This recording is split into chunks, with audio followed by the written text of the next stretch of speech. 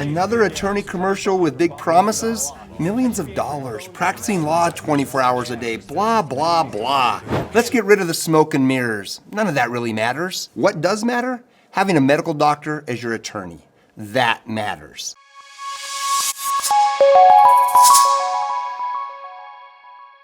Okay, crew, it is time for a deeper dive here. Let's investigate this together, the storm coming in for the late part of the week, because I am getting more and more confident that we are going to have one move over the region, because the two different computer models that I look at kind of for 3 to 10 day forecasting actually have some really good agreement about what's going to happen later on this week, in the sense that a big trough, which is a storm system, is going to be moving across the area. And you can see here for early Friday morning, they have real similar ideas, even the sense here of a circulation developing.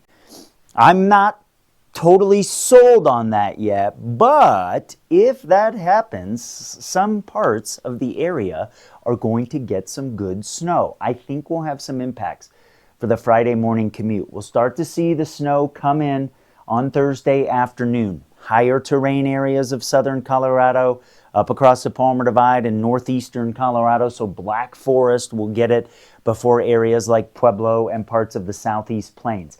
I'm going to give you what right now, as I tape this early on Tuesday morning, what looks like the most likely scenario. I'm not putting the specific numbers on here yet, but I do have my legend on there for you. And I do think the higher terrain, as is typically the case, right? I mean, the air can only do so many things, truly. That's why there's similar patterns. Weather forecasting is sort of pattern recognition, to be honest with you. It is. The biggest question that I still have, though, is here across the eastern plains, because how quickly we get a north wind on the backside of a circulation, if it does develop. Obviously, you get that sink from the Palmer Divide and the higher terrain down to the Arkansas River Valley. That's what creates that kind of donut hole that we often talk about.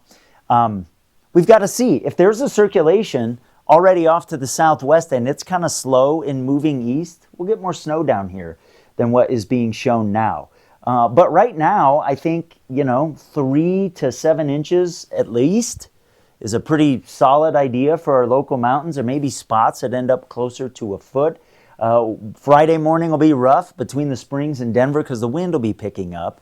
And so parts of El Paso County will be rough as well. And so even if we don't have more than several inches of snow or even an inch or two of snow out here over the plains, that could cause some issues because the wind will be picking up with some gusts, I think, over 30 miles per hour. So it should be a good storm for the ski resorts. They need it in a big way. I think some of the ski resorts will get more than a foot from that, so that's some good news. Here's how it should time out. Here's Wednesday afternoon. We've got this first piece off to the south. We've been talking about this one for days now. It is still going to head into the Central Plains, give them some rain, but it's close enough that as we start to get into the leading edge of the weather change here, that our mountains will get some snow as we move into Wednesday night into Thursday. Here goes that lead wave. And so on Thursday, we start off quiet. And then as we head into the back part of Thursday, you see they're getting some rain and snow across Arizona, across Utah, across New Mexico. This is what we are going to watch in terms of the circulation. If this thing starts rotating back here, we're in business.